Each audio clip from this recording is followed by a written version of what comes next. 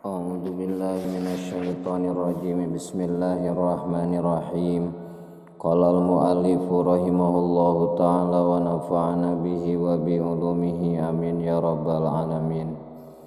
Bismillahirrahmanirrahim. Paslun utawi iki ku pasal ing dalem mertelaaken aqalul kapni utawi leuwih kidi-kidi kemungkus mayit iku saubun dodot suwiji ya ummuhu kang nutupi ya saub ing mayit wa akmaluhu lan utawi kasampurnaane mungkus mayit lirrajuli kedue mayit wong lanang iku salasulafa ipa telu pira-pira lapis walil mar'ati lan iku tetep kedue mayit wong wedon komisun utawi baju kurung wa khimarun ran kerudung wa izarun lan samping wali papatani lan lipatan loro.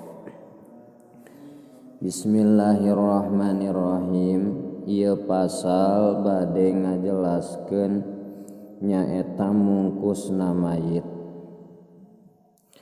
Saur di dia aqalul kapni saubun ya ummuhu mungkus mayit paling saalitna nutupan sakabeh badan mayit ku kaen salapis wa akmaluhu lirajuli ari sampurna namungkus mayit pikeun mayit lalaki eta 3 lapis anu ngurung kana sakabeh badana. Ieu diriwayatkeun ti Sayyidah Aisyah kuffina Rasulullah sallallahu alaihi wasallam fi salasati aswabin sahuliyatin laisa fiha qamisun wala imamatun. Rasulullah sallallahu alaihi wasallam dibungkusna ku 3 lapis kain negeri sahul nyaeta tina kapas anu hanteu ngangge gamis sareng sorban. Riwayat Imam Al-Bukhari sareng Imam Muslim. Pikeun mayit awewe utamana ngangge samping, gomis, kerudung sareng lapisanana 2 lapis anu ngurung kana sakabeh badana. Sabab Kangjeng Nabi mungkus putrana Ummu Kulsum ku cara anu bieu. Ieu riwayat Imam Abu Dawud. Oge kengeng dibungkus ku 3 lapis oge nya anu ngurung kana sakabeh badana. Gitu. Salajengna sunnat kain kapan anu dipakekeun pikeun mungkus mayit eta anu bodas sunnatna. Dauhan Kangjeng Nabi ilbisu min siyabikumul bayadha fa innaha khairi siyabikum wa kafinu fiha mautakum. Pake kumaraneh tina pakaian maraneh anu bodas sabab pakaian anu bodas eta tina pang sae-saena pakaian maraneh sareng bungkus mayit maraneh tina pakaian anu bodas. Riwayat Imam At-Tirmizi. Salajengna cara namungkus mayit saatos kain kafana diamparkeun mangka mayit simpen dina luhureun kain kafan. 2 pananganna disidakepkeun luhureun dadana.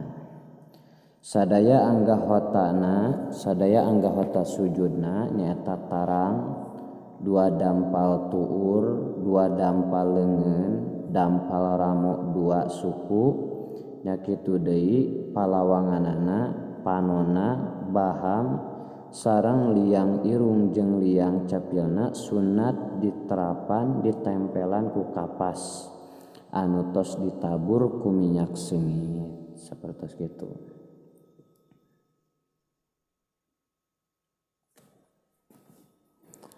Salajengna anu keur ihram haji atawa umroh di mana maot maka ulah make sesengitan, ulah make kain anu dikaput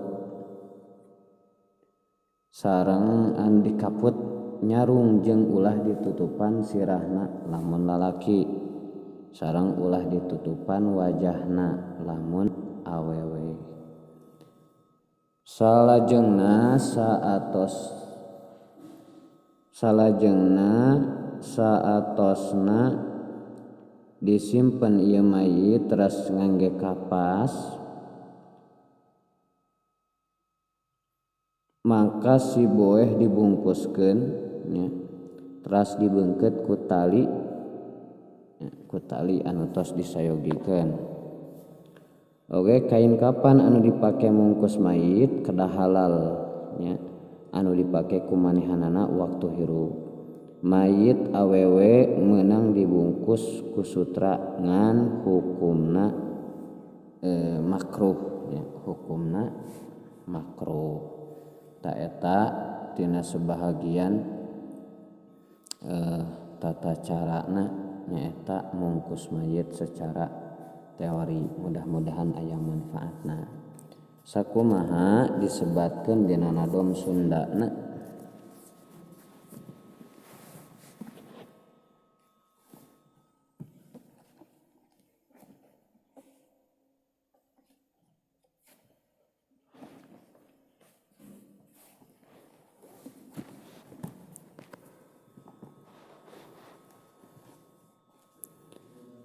Ari mungkus mayit nu pangsa eutikna salapis nutupan sakabeh badana.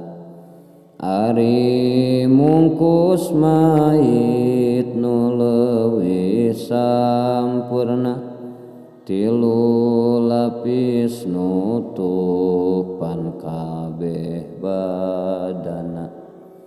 Mun awewe dua lapis di bajuan, baju